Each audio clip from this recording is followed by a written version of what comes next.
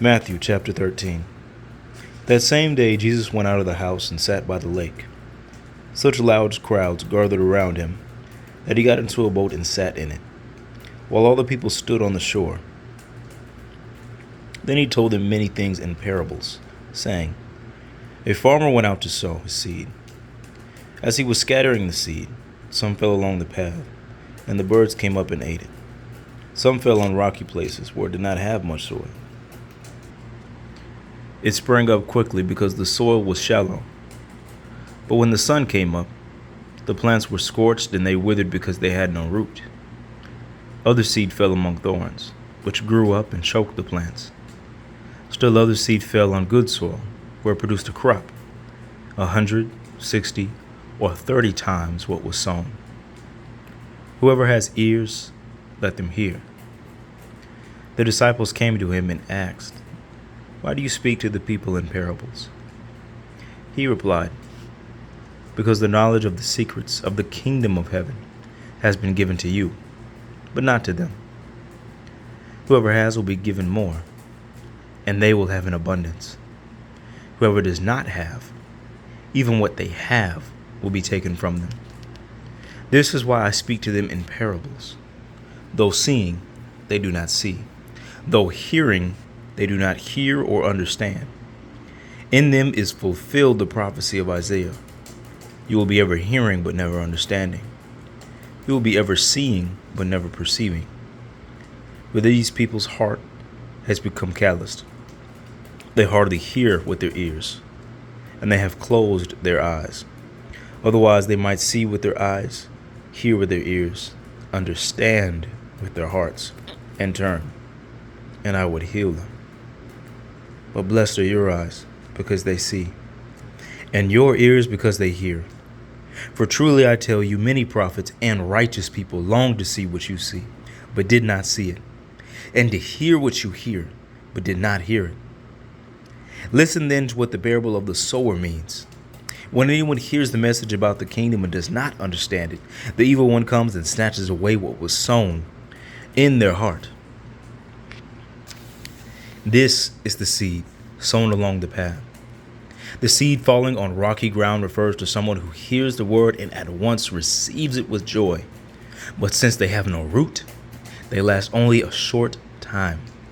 When trouble or persecution comes because of the word, they quickly fall away. The seed falling among the thorns refers to someone who hears the word, but the words of this life and the deceitfulness of wealth choke the word, making it unfruitful. But the seed falling on good soil refers to someone who hears the word and understands it.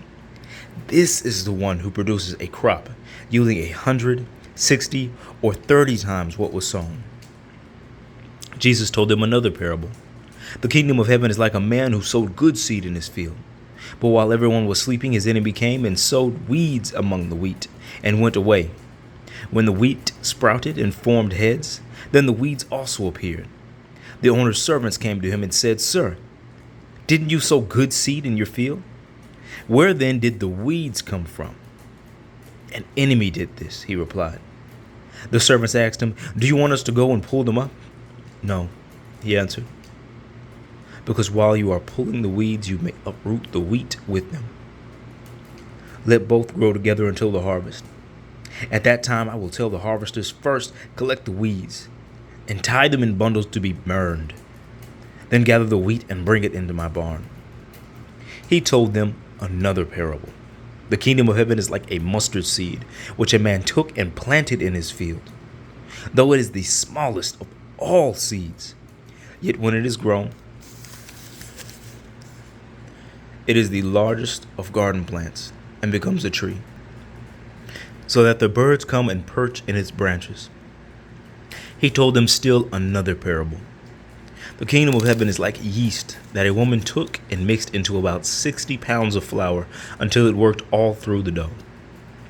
Jesus spoke all these things to the crowd in parables. He did not say anything to them without using a parable. So was fulfilled what was spoken through the prophet. I will open my mouth in parables. I will utter things hidden since the creation of the world. Then he left the crowd and went into the house. His disciples came to him and said, "Explain to us the parable of the weeds in the field."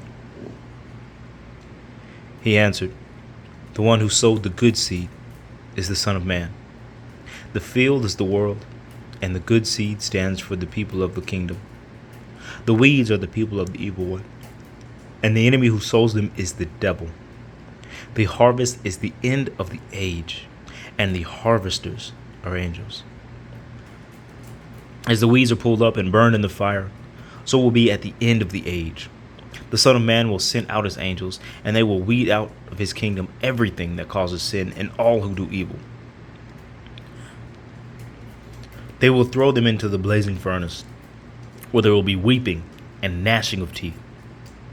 Then the righteous will shine like the sun in the kingdom of their Father.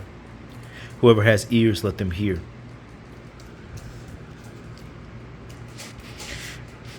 The kingdom of heaven is like treasure hidden in a field. When a man found it, he hid it again, and then in his joy went and sold all he had and bought that field. Again, the kingdom of heaven is like a merchant looking for fine pearls. When he found one of great value, he went away and sold everything he had and bought it. Once again, the kingdom of heaven is like a net that was let down into the lake and caught all kinds of fish. When it was full, the fishermen pulled it up on the shore.